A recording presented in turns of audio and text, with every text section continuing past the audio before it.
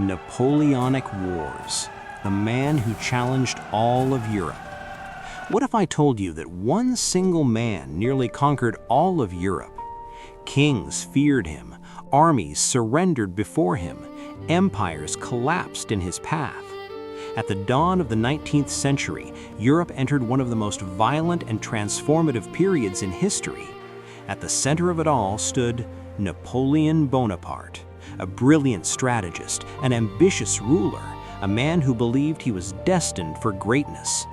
But how did he nearly dominate an entire continent, and what ultimately led to his downfall? The rise after revolution.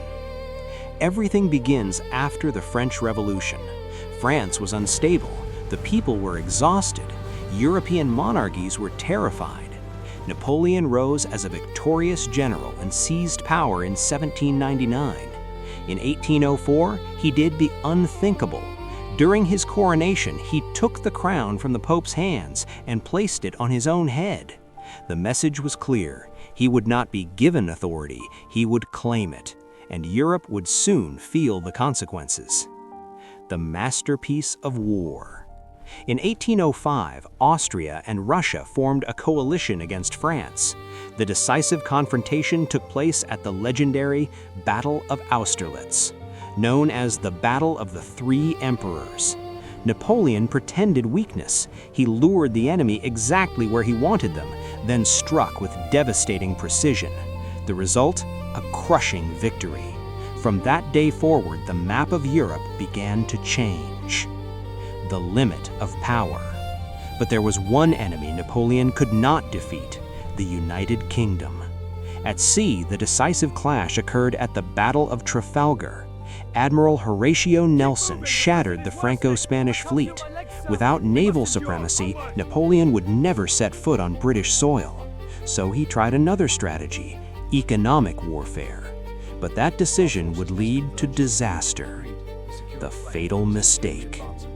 Napoleon invaded Russia with over 600,000 soldiers, the largest army Europe had ever seen. The Russians refused direct confrontation. They retreated, burned their crops, abandoned their cities. When Napoleon reached Moscow, he found it in flames. And then, winter arrived.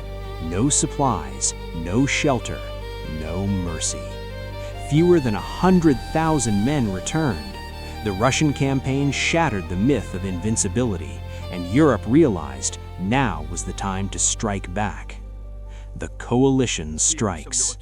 In 1813, the massive confrontation unfolded at Battle of Leipzig. Over 500,000 soldiers fought in what became known as the Battle of Nations. Napoleon was defeated.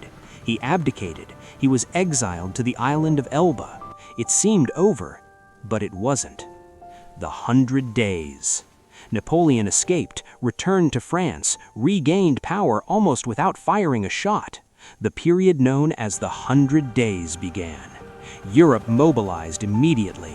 The final confrontation came in 1815 at Battle of Waterloo. The Duke of Wellington held the line until Prussian reinforcements arrived.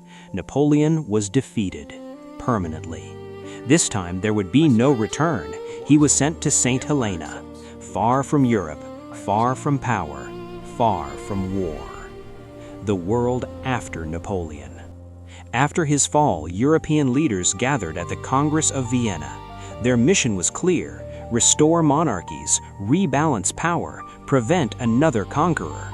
But something could not be contained: ideas, liberty, nationalism, legal equality. Even in defeat, Napoleon had reshaped the world.